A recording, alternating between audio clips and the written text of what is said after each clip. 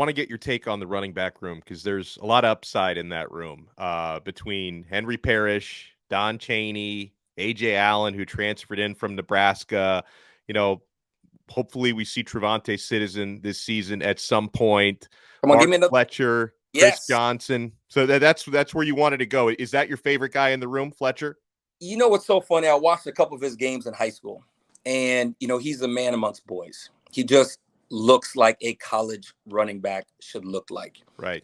Next to him in practice, he should have been in high school when he committed, and he's here just watching practice, and he's a big young man. Like, he's the size that you want to see, and he's shifty. It's not like he's just some big, slow guy. Like, no, he can move. He can run you over. He's got everything. Now, again, when it comes to freshmen, it's all about one thing. Can I trust you?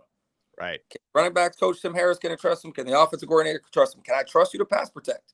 Can you pick up the blitz? Do you understand everything? If I can't put you in the game.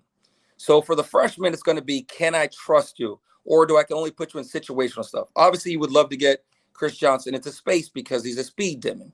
Even if he can't be on a third down blocker, at least if you get him into a one-on-one situation with outside linebacker or a safety, you would think be able to pick up 10 yards or make a guy miss, pick up 30.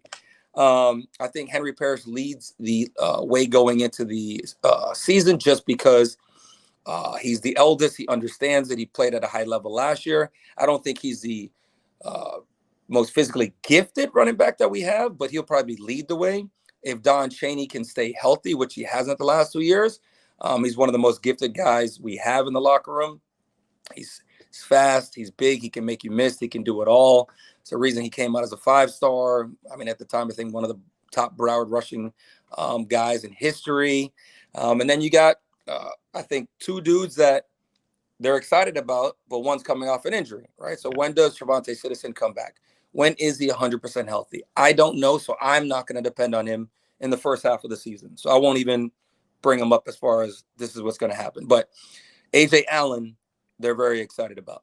They like what he brings to the table, and they think that he could get up this depth chart in a hurry. So if I had to say at the midpoint of the year, I would probably say if everybody stays healthy, my rotation would probably be Ajay Allen, Mark Fletcher, Don Chaney.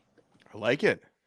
That'd probably be my rotation if everyone can stay healthy. Now, if you give me TreVonte Citizen healthy and understands the playbook, then he'll be right there. But again, what fans always think is like, oh, well, he's this. He looks like that, and he's got this many stars. And I'm like, okay, but does he know the playbook? Because I've been around tons of players that were the number one at their position, the number one in the country, and you put them in practice, and they look like a deer in the headlights, where you just sitting there like. Yeah, and that's important because that's something that fans don't see. So fans are like, because Miami had at least one running back last year that fans were wondering, why is this guy in the doghouse? Why is this guy never getting on the field? We're not aware, and I include media in that because we don't get to watch a whole lot of practice during the season. You're not aware of what's going on in those battles in practice. And it's not even just, knowing what's in practice. It's like knowing what you're called. What's your assignment, right? Yeah. Because if one blown assignment, then we have a gap, and now you're going 60 because the other 10 men are depending on you being in your gap and your situation at the right time. If we all work together, we can shut it down. Once one guy's becomes selfish, you open up holes. And that's the biggest thing on defense or on offense, an offensive line, a wide receiver missing his block from a running back taking on the outside going, 80 to him getting a tackle for loss. So that's the one thing I want fans always understand is that if you do not understand your playbook, you will never play because there's no coach that's going to put in a player they can't trust. Because when it comes down to it, it's a result business. Guess who leaves first? Not the player. The coach gets fired.